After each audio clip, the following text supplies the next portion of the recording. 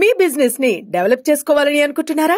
అయితే వెంటనే సంప్రదించవలసిన ఫోన్ నంబర్ 7729969299. ఇవాళ మిర్చి రైతు కన్నీళ్లు పెడుతున్నటువంటి పరిస్థితి ఉన్నది.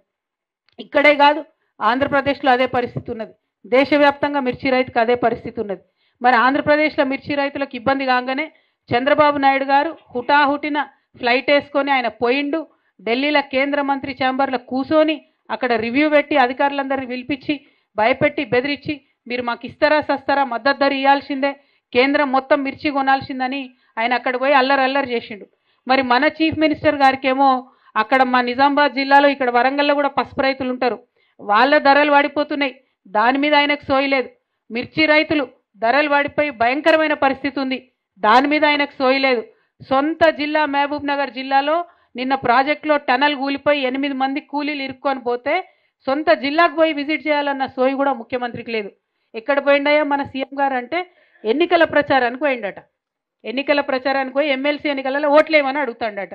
ఎందుకు నీ ప్రచారం, ఎవరి కోసం ప్రచారం, ఏం చేసినావని ప్రచారం చేసుకుంటున్నారు ముఖ్యమంత్రి గారు? మీరు మిర్చి రైతుల గోస చూసిండ్రా? పసుపు రైతుల కన్నీళ్ళు పట్టించుకున్నారా?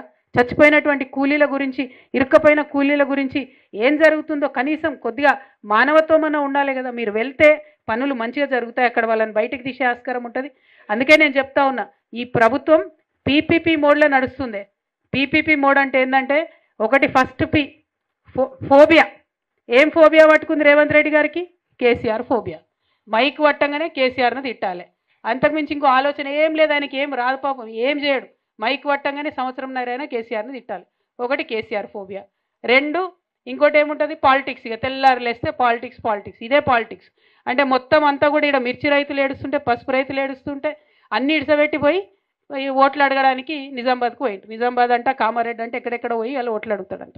3వది పర్సంటేజ్. ఏంది పర్సంటేజ్? మీ అందరికి కూడా తెలుసు.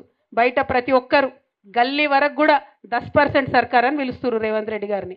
అందరు ఇంకా మాకైతే అడ్రస్ కూడా చెప్తున్నారు, అక్కకి ఫలాన్ చోటకపోతే గడ పర్సంటేజ్ ఇస్తే పనులు అవుతున్నాయని. సర్పంచులు ఉండొచ్చు ఇక్కడ మన వాళ్ళు చాలామంది, మీకు ఎవరికి బిల్లులు వస్తలేవు. కొంతమంది హుషారు ఉన్నోళ్ళు పోయి తెచ్చుకుంటారట పర్సంటేజ్ ఇచ్చి. మరి ఆలోచన చేసుకోండి ఒక్కసారి. సో ఎంత భయంకరంగా ఉందంటే ఇక్కడ ఈ ప్రభుత్వం పరిస్థితి. పర్సంటేజ్ తీసుకోవాలి, లేస్తే పొద్దుగాలు లేస్తే పాలిటిక్స్ చేయాలి, ప్రజాపాలన మాత్రం లేదు, వాళ్ళు చెప్పింది మాత్రం లేదు. అందుకే నేను అంటున్నా, ఇది పీపీపీ మోడ్లో నడుస్తుంది. ఇక ఇంకొక పీ కూడా యాడ్ చేయొచ్చు కావాలంటే. ఏం చేస్తుండే ఇక్కడ మీరు అందరు తెలుసు, పత్రికా మిత్రులు ఉన్నారు, మా కార్యకర్తలు ఉన్నారు. ఏ ఒక్క గ్రామంలో ఎక్కడ కూడా మహిళలకు 2500 రూపాయలు ఇవ్వలే వారు చెప్పింది.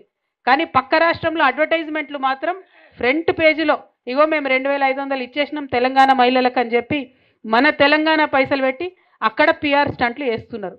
ఇక ఇవి తప్పితే పరిపాలన మీద వాళ్ళకి దృష్టి లేదు.